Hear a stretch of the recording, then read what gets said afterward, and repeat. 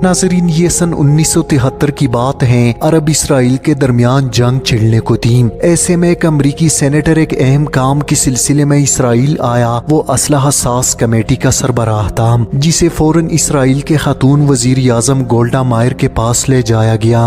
गोल्डा मायर ने घरेलू औरत के मानंद सेनेटर का इस्तकबाल किया और इसे अपने किचन में ले गई। यहाँ इसने अमरीकी सेनेटर को एक छोटी सी डाइनिंग टेबल के पास कुर्सी पर बिठाकर चूल्हे पर चाय के लिए पानी रख दिया। इसके साथ ही इसने तैयारों, मिसाइलों और तोपों का सौदा भी शुरू किया। नाजरीन, अभी भाव ताव जारी था कि इसे चाय पकने की खुशबू आई। वो खामोशी से उठी और चाय 2 प्यालियों में उंडीली। एक प्याली सेनेटर के सामने रखी और दूसरी गेट पर खड़े अमरीकी गार्ड को थमा दी। इसके बाद गोल्डा मायर फिर दोबारा मेज पर आ बैठी और अमरीकी सेनेटर से मुखातिब हो गई। चंद लम्हों के गुफ्त शनीद और भाव ताव के बाद शराइत तय पा गए। इस दौरान गोल्डा मायर उठी, बर्तन समेटे और इन्हें धोकर वापस सेनेटर की तरफ पलटी और बोली, मुझे ये सौदा मंजूर है। आप तहरीरी मुआहिदे के लिए अपना सेक्रेटरी मेरे पास भिजवा दीजिए। नाज़रीन, इसराइल उस वक्त इक्तिसादी बहरान का शिकार था, मगर गोल्डा मायर ने कितनी सादगी से इसराइल की तारीख में असलहे की खरीदारी का इतना बड़ा सौदा कर डाला। हैरत की बात यह है कि खुद इसराइली काबीना ने इस भारी सौदे को रद्द किया। इसका मौकफ था कि इस खरीदारी के बाद इसराइली कौम को बरसों तक दिन में एक वक्त खाने पर इत्तेफाक करना पड़ेगा।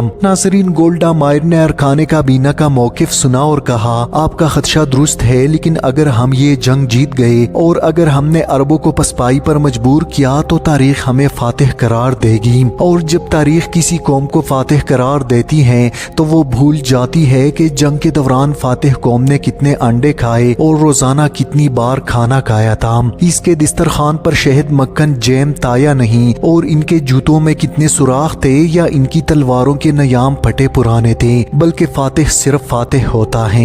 नाज़रीन, गोल्डा मायर की दलील में वजन था, लिहाजा इसराइली काबीना को इस सौदे की मंजूरी देना पड़ी। नाज़रीन, आने वाले वक्त ने साबित किया कि गोल्डा मायर का इकदाम दुरुस्त था और फिर दुनिया ने देखा इस असलहे और जहाजों से यहूदी अरबों के दरवाजे पर दस्तक दे रहे थे। जंग के एक अरसा बाद वाशिंगटन पोस्ट के नुमाइंदे ने गोल्डा मायर का इंटरव्यू लिया और सवाल किया, अमरीकी असलहा खरीदने के लिए आपके जहन में जो दलील थी वो फौरन आपके जहन में आई या पहले से हिकमती अमली तैयार कर रखी थी? नाज़रीन, गोल्डा मायर ने जो जवाब दिया वो चौंका देने वाला था, जिसे सुनकर आप यकीनन हैरान रह जाएंगे। गोल्डा मायर बोली, मैंने ये इस्तिदलाल अपने दुश्मनों यानी मुसलमानों के नबी मोहम्मद सल्लल्लाहु अलैहि वसल्लम से लिया था। मैं जब तालिबा थी तो मज़ाहिब का मवाजना मेरा पसंदीदा मौजूद था। इन्हीं दिनों मैंने मोहम्मद सल्लल्लाहु अलैहि वसल्लम की सवाने हयात पढ़ी। इस किताब में मुसन्निफ ने एक जगह लिखा था कि जब मोहम्मद सल्लल्लाहु अलैहि वसल्लम का विसाल हुआ तो इनके घर में इतनी रकम नहीं थी कि चिराग जलाने के लिए तेल खरीदा जा सके, लेकिन उस वक्त भी मोहम्मद सल्लल्लाहु अलैहि वसल्लम के हुजरे की दीवारों पर 9 या 7 तलवारें लटक रहे थे। मैंने जब ये वाकया पढ़ा तो मैंने सोचा कि दुनिया में आखिर कितने लोग होंगे जो मुसलमानों की पहली रियासत की कमजोर इक्तिसादी हालात के बारे में जानते होंगे, लेकिन मुसलमान आधी दुनिया के फाते हैं, ये बात पूरी दुनिया जानती है। लिहाजा मैंने फैसला किया कि अगर मुझे और मेरी कौम को बरसों भूखा रहना पड़े, पुख्ता मकानों के बजाय खेमों में जिंदगी बसर करना पड़े, तो भी असलहा खरीदेंगे, खुद को मजबूत साबित करेंगे और फातिह का एजाज पाएंगे। नाज़रीन, गोल्डा मायर ने इस हकीकत से तो पर्दा उठाया, मगर साथ ही इंटरव्यू निगार से दरखास्त की इसे ऑफ द रिकॉर्ड रखा जाए।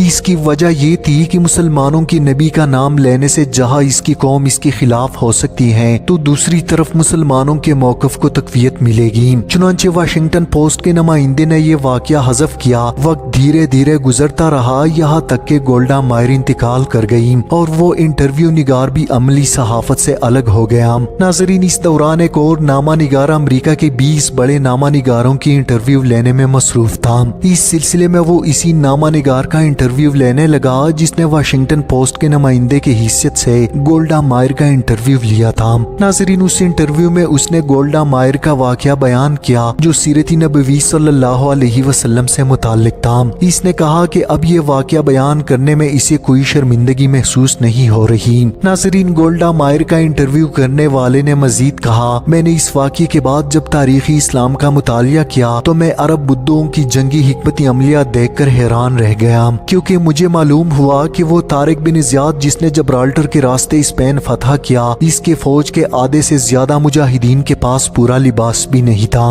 وہ 60 سے 70 گھنٹے ایک چاگل پانی اور سوکھی روٹی کے چند ٹکڑوں پر گزارا کرتے تھے۔ یہ وہ موقع تھا جب گولڈا مائر کا انٹرویو نگار قائل ہوا کہ تاریخ فتوحات گنتی ہے، دسترخوان پر پڑے انڈے، جیم اور مکھن نہیں۔ گولڈا مائر کے انٹرویو نگار کا اپنا انٹرویو جب کتابی شکل میں شائع ہوا تو دنیا اس ساری داستان سے آگاہ ہوئی۔ ناظرین، یہ حیرت انگیز واقعہ تاریخ کے دریچوں سے جھانک جھانک کر مسلمانان عالم کو جھنجھوڑ رہا ہے، بیداری کا درس دے رہا ہے، ہمیں سمجھا رہا ہے کہ پٹے جوتوں والے غلبان 1400 برس قبل کس طرح جہابان بن گئے۔ ناظرین، اگر پرشکوہ محلات، عالیشان باغات، ریشم و کمخاب سے آراستہ و پاراستہ آرام گاہیں، سونے چاندی ہیرے اور جواہرات سے بھری تجوریاں، خوش ذائقہ کھانوں کے انبار اور کنکناتے سکوں کی جنکار ہمیں بچا سکتی تو تاتاریوں کی ٹڈی دل افواج بغداد کو رونتی ہوئی معتصم باللہ کی محل تک نہ پہنچتی۔ ناظرین، واقعی تاریخ فتوحات گنتی ہے، محل لباس، ہیرے جواہرات، لذیذ کھانے نہیں۔ اس لیے آج اسرائیل اپنے آپ کو دنیا کا سپر پاور کہتا ہے، اور ہے بھی، کیونکہ آج دنیا میں کوئی بھی اسلامی ملک اسرائیل کا رستہ نہیں روک سکتا۔